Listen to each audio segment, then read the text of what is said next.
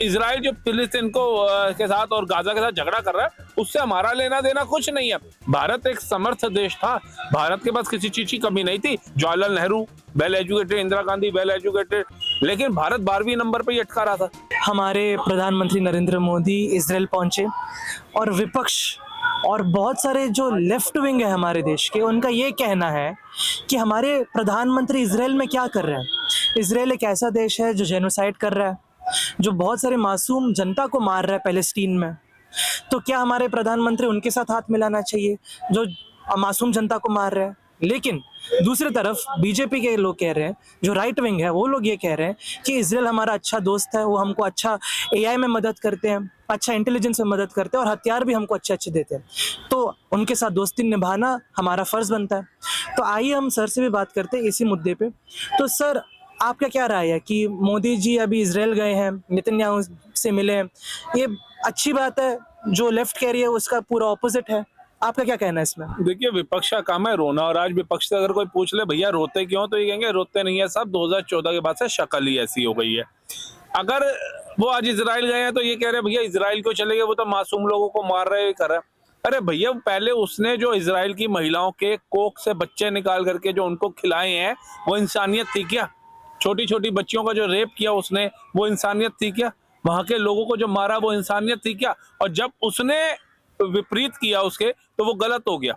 और ये लोग बात कर रहे हैं इंसानियत की। वो पाकिस्तान जो 1947 में भारत का ये किस्सा था और अलग हुआ, उसके बाद से वो भारत पे आक्रमण करता रहा, भारत के अंदर आकर के आत्मघाती हमले करता रहा, भारत के मतलब बेजुबान बेगुनाह लोगों को मारता रहा। उसके साथ आप फिर भी डील करते थे, उसको फिर भी वो मित्र देश बनाते थे, उसको पीसफुल कंट्री का खिताब दे रखा था आप लोगों ने, क्या सोच के दे रखा था। और वो इजराइल जो फिलिस्तीन को के साथ और गाजा के साथ झगड़ा कर रहा है, उससे हमारा लेना देना कुछ नहीं है, फिर भी आपको इतना दुख हो रहा है। लेकिन पाकिस्तान के अंदर हिंदू जो रह रहे थे, उनसे हमारा लेना देना है, क्योंकि वो हमारा ही अंग थे जो कट के उधर रह गए। और भारत में जो हिंदू और भारतीय रह रहे थे, उन्हीं के ऊपर आतंकवादी हमले हो रहे थे, वही मर रहे थे। तो आपको भारत के लोगों की चिंता नहीं थी जब वो मर रहे थे बम धमाकों के अंदर, ट्रेन धमाकों के अंदर, तब आप पाकिस्तान के साथ गलबैया कर रहे थे।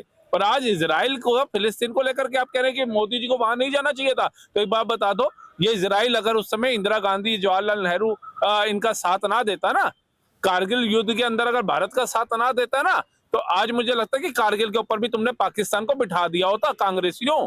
तो एक बार सोच बदलो, और जितने लोग इनको समर्थन करते हैं उन्हें भी समझना पड़ेगा। भारत एक समर्थ देश था, भारत के पास किसी चीज की कमी नहीं थी। हमने भीख दी तो पाकिस्तान पनपा था, ये याद रखना। उसके बाद भी पाकिस्तान के पास इतनी ताकत आ गई, वो पीओके लेकर के बैठ गया, वो एक्साइज चीन लेकर के बैठ गया, वो कैलाश मानसरोवर लेकर के बैठ गया। इतनी उसके पास ताकत आ गई, कहां से आ गई? क्योंकि आप कमजोर पड़े, आप झुके, कांग्रेस झुकी, इसलिए पाकिस्तान जो था वो इतना ताकतवर बन गया, उसको एक हवा बना दिया। आज उसकी ताकत कहां चली गई? आज भी तो वही भारत है, आज भी भारत का उतनी भूमि है। जो काट दी इन्होंने और जो बंटवारे के बाद दे दी और जो फ्री में बांट दी इन्होंने, वो अलग बात है। लेकिन आज भारत कटा तो नहीं, आज भारत की भूमि का हिस्सा प्रधानमंत्री मोदी ने काट के दिया तो नहीं। आज कच्छ जितनी जमीन तो नहीं दे दी किसी भी श्रीलंका को या किसी को, आज तो नहीं दी।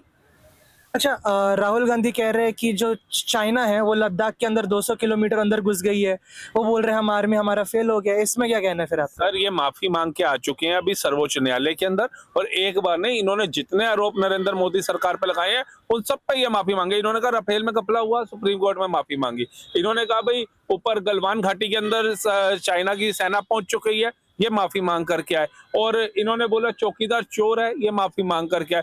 जितने भी इन्होंने आरोप लगाए बिना तथ्य बिना साक्ष्य के, ये कोर्ट में जब जब गए हैं माफी मांग करके आए। तो मुझे लगता है राहुल गांधी को अपना नाम राहुल गांधी हटा करके माफी गांधी रख देना चाहिए, क्योंकि माफी मांगना जिसका काम है, तो जज साहब भी बोलेंगे माफी गांधी मांगो, तो माफी गांधी मांगो ही हो जाएगा ये। तो आप भ्रमित मत करिए।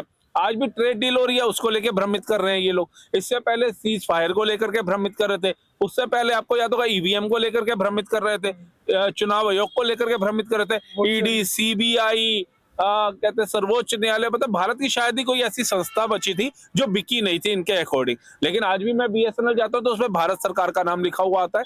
आज भी मैं भारतीय ट्रेन में बैठता हूँ तो उधर भारत सरकार का ही नाम लिखा आता है, भारतीय रेल लिखा आता है, अडानी अंबानियों का नाम नहीं आता है। तो सिर्फ ये बिना तथ्यों के, बिना साक्ष्यों के भारत सरकार को ही बदनाम करते हैं और भारत को ही बदनाम करते हैं। और जो इनके कार्यकर्ताओं ने किया, AI समिट में जाकर के वो एक ऐसा नीच काम उन्होंने किया कि मुझे तो समझ नहीं आता कि इन लोगों को भारत के अंदर ये सब करके मिलता क्या है। ये तो सोचो कि तुम भी तो उसी भारत के नागरिक हो। प्रधानमंत्री तो आज नरेंद्र मोदी है, कल योगी आदित्यनाथ हो जाएंगे, फिर हेमंत बिस्वा शर्मा हो जाएंगे, फिर कोई ना कोई लगा रहेगा।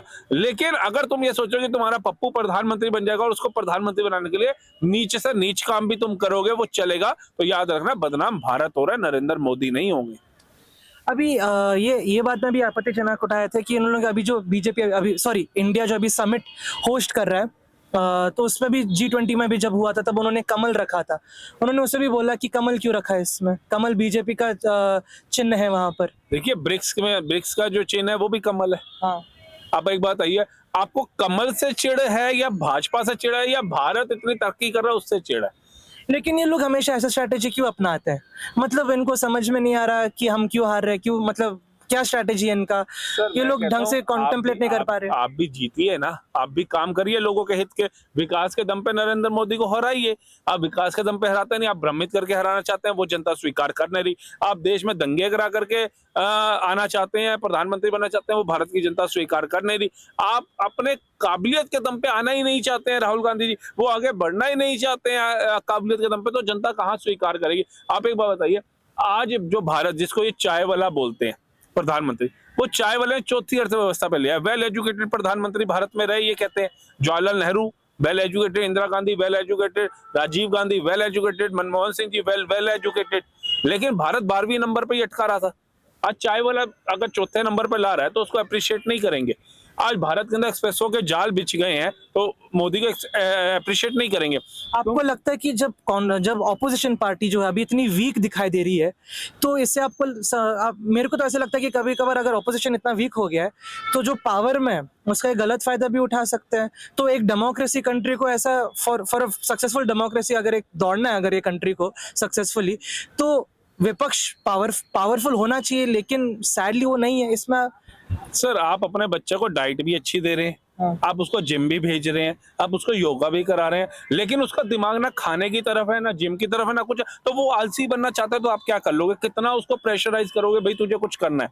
जब देश का विपक्ष जो है उसे किस चीज की कमी मिल रही है? विपक्ष में बोलने के लिए पार्लियामेंट के अंदर उसको टाइम भी मिलता है, उसको सारी सुविधाएं भी मिलती है, संविधान के तरीके से वो अपनी बात भी रख सकता है, उसको गवर्नमेंट सरकारी वकील भी अपॉइंट हो जाते हैं, पैसा भी उसको भरपूर मिल रहा है, सेवाएं भी सारी हमारे टैक्स के पैसे दी जा रही है। लेकिन वो कहता है कि मुझे ये सारी चीजें मिल तो रही हैं और मैं प्रधानमंत्री बनना चाहता हूँ इन लोगों की उसमें कि काम ये लोग करें, मैं आराम से जीना चाहता हूँ, मैं आराम से खाना चाहता हूँ, मैं आराम से Italy, England, Germany, Brazil, Indonesia यही कंट्रियां घूमना चाहता हूँ, मैं नेपाल में जाकर के पार्टी करना चाहता हूँ, लेकिन मेहनत आप लोग करो। तो ये बात क्या है? नरेंद्र मोदी की इनका हाथ रोक रहे हैं? आप बताइए। नरेंद्र मोदी तो कह रहे हैं कि आप अमेठी से सांसद रहे, रायबरेली से आप लड़े, वायनाड से आप लड़े, जगह जगह में आपके पार्लियामेंट के अंदर सांसद बैठे, वहां आपने एक स्कूल भी बनाया, तो बताइए सांसद का फंड कम थोड़ी ना होता है, बहुत फंड मिलता है उसको। आपने एक स्कूल भी बनाया, तो बताइए आइए मुकाबला करिए। ये देखिए अरविंद केजरीवाल जब आया था उसने सरकारी स्कूल जो कांग्रेस में बनाए थे उन्हीं पे डेंटिंग पेंटिंग करके, लेकिन उसने एक ह्यूमर सेट कर दिया कि ये देखिए ये पहले के स्कूल, ये आज के स्कूल। 11 साल राज कर गया। आप दिखाइए अपने रायबरेली के अंदर, अमेठी के अंदर, वायनाड के अंदर कितने स्कूल, कितने चिकित्सालय खोले हैं, और दिखाइए कि देखिए फॉरेन कंट्री के अंदर इस तरीके के हैं और इंडिया में मैंने इस तरीके का खोला और नरेंद्र मोदी की सरकार में ये चल रहा है, तो लोग उसको वॉच करेंगे ना। आप वो करना ही नहीं चाहते हो, आप चाहते हो देश को तोड़ना, तो तोड़ना तो बर्दाश्त नहीं किया जाएगा। Thank you. अभी जैसे कि आपने सुना, हमने इजराइल इंडिया के रिलेशंस के बारे में बात किया, ऑपोजिशन और जो पावर में है उसके बारे में बात किया। We talked about everything, covered huge chapters, important topics. तो इसी से मैं समाप्त करता हूँ। मैं आदित्य आचार्य, कैमरामैन लोकेश ठाकुर, न्यूज़ पथ, दिल्ली।